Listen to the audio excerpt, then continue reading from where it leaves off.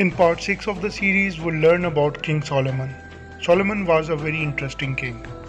सुलेमान के दौरे हुकूमत में हम इसराइल की अजमत को देखते हैं और ये देखते हैं कि कैसे खुदा ने अपने अजीम नाम को और इसराइल को दुनिया की दीगर अक़वाम पर ज़ाहिर किया. Right after the rise, we saw the reason for the fall. Israel ने सुलेमान की गलतियों का रिजल्ट सुलेमान की ज़िंदगी में तो नहीं, लेकिन सुलेमान की वफ़ात के बाद देखा. खुदा ने नबूवत के ज़रिए से सुलेमान को पहले ही बता दिया था कि अब आगे क्या होने वाला है. मेरा ख्याल है कि इस सीरीज़ के चलते आप ये जान चुके होंगे that Elohim keeps his word. खुदा जो कहता है वो उसे करने पर कादिर है. बस अब इसराइल का ज़वाल शुरू होने वाला था. अगले 2 पार्ट्स में आप 2 कांस्टेंट थीम्स के मुतालिक देखेंगे. वो बादशाह जो खुदावन की नज़र में रास्तबाज ठहरे और वो बादशाह जो रास्तबाजी पर कायम ना रह सके. आप दर हकीकत दूसरी किस्म के बादशाहों के मुतालिक ज़्यादा सुनेंगे. मेरा ख्याल है बाइबल का ये हिस्सा हमें उस लेवल पर नहीं सिखाया जाता जिसकी ज़रूरत है. हिस्ट्री डायरेक्टली हमें मल्टीपल पॉइंट्स को समझने में मददगार साबित होती है. सबसे अहम पॉइंट ये है that why Elohim preserve David and Jerusalem to send forth the Messiah. ये जाहिर करता है कि क्यों इसराइली यहोशुआ मसीह यानी यसू मसीह की बजाय एक अलग किस्म के नजात दहिंदा के मुंतज़िर थे. एंड सेकेंडली ये हिस्ट्री इस्तिस्ना 28वें बाब में दर्ज लानतों की अहमियत को जाहिर करती है, क्योंकि ख़ास तौर पर आप देख सकते हैं कि इसराइल ने खुदा के अहकामात की पैरवी ना की जैसा कि इन्हें हुक्म दिया गया था. द मेन थिंग जिस पर मैं ज़ोर दूंगा वो ये है कि हमारा खुदा लविंग, अंडरस्टैंडिंग और हमें बार बार मौका देने वाला है. Israel kept messing up. बस खुदा ने इन्हें बाज़ औक़ात तनबीह किया और इन्हें ये मौका भी दिया कि अपनी गलतियों को दुरुस्त कर सकें. इन्होंने लगातार बुराई को चुना और फिर उसके नतीजा में बुराई में फंसे. आज हम भी अपनी ज़िंदगी में ऐसा ही फेस कर रहे हैं. हम लगातार गुनाह करते रहते हैं और खुदा के गुस्से को भड़काते हैं, लेकिन वो अपने फजल के वसीला से हमें माफ़ करता है. वो हमें कभी कभी डांटता है और दोबारा उठा खड़ा करता है.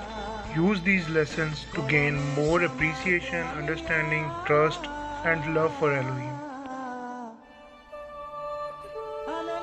Welcome to Ancient Tales. तमाम देखने और सुनने वालों की सलामती हो. This is Kanjlas Bhatti and you are watching History of Religion Part 7, Episode number 1.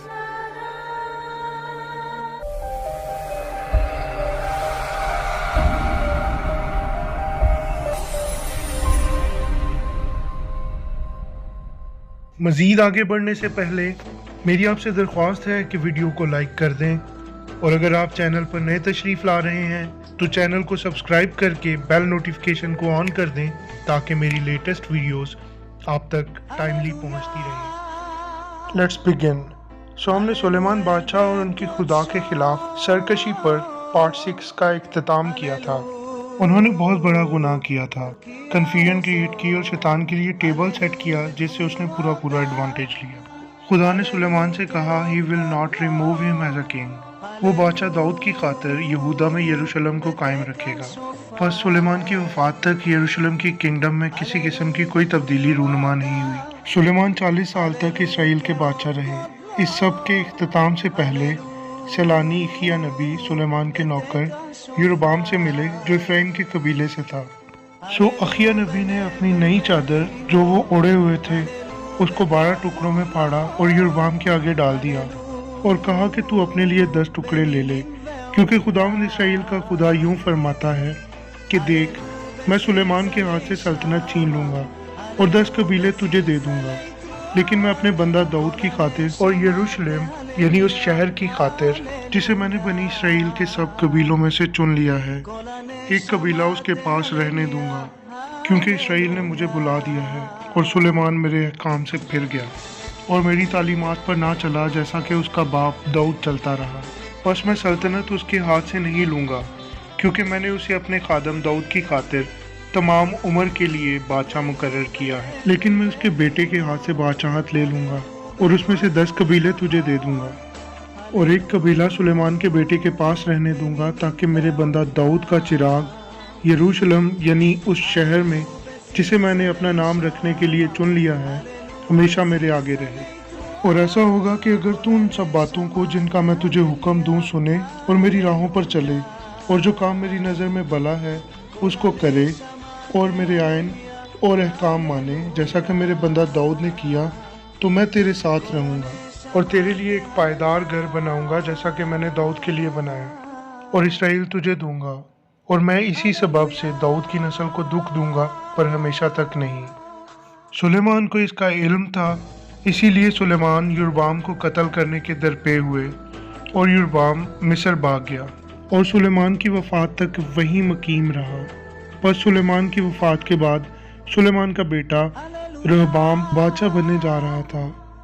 رہبعام اسرائیل کے شہر سکم کو اپنی تاج پوشی کے لیے گیا۔ سارا اسرائیل سکم میں نئے بادشاہ کی تاج پوشی کے لیے جمع تھا اور یربعام بھی اس سرمنی میں حاضر ہوا۔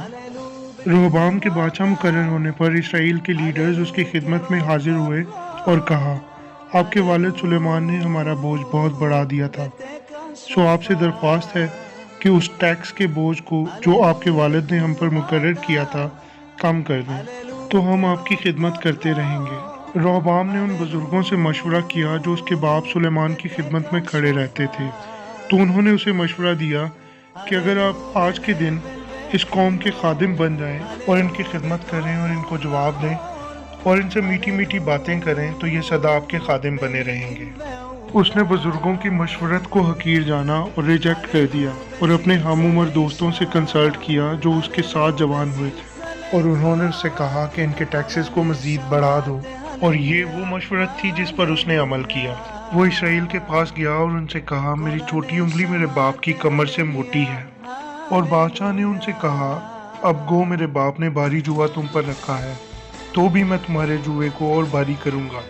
میرے باپ نے تم لوگوں کو کوڑوں سے ٹھیک کیا، پر میں تم کو بچھوؤں سے ٹھیک بناؤں گا۔ جب اسرائیل نے دیکھا کہ بادشاہ نے ان کی نہ سنی تو انہوں نے بادشاہ کو یوں جواب دیا کہ داؤد میں ہمارا کیا حصہ ہے، یسی کے بیٹے میں ہماری میراث نہیں۔ اے اسرائیل، اپنے ڈیروں کو واپس چلے جاؤ، اور اب اے داؤد تو اپنے گھر کو سنبھال۔ اور تب سے آج کے دن تک اسرائیل داؤد کے گھرانے اور یہودا کے قبیلے سے باغی ہیں۔ There is no more united kingdom of 12 tribes۔ اسرائیل نے یربعام کو بادشاہ بنایا۔ He reigned over the northern 10 tribes۔ اور رہبعام کی بادشاہت یہودا اور بنیامین کے قبائل پر مشتمل تھی۔ The capital for Judah was Jerusalem and the capital for Israel was Samaria۔ رہبعام نے اسرائیل سے جنگ شروع کرنے کی تیاری کی جس پر خدا نے اپنے نبی کے ذریعے اسے ایسا کرنے سے منع کیا۔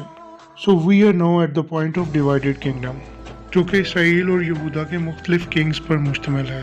میں ان کی تمام تر ڈیٹیلز میں نہیں جاؤں گا۔ If you want more details، آپ ان کے متعلق first and second Kings and second Chronicles میں پڑھ سکتے ہیں۔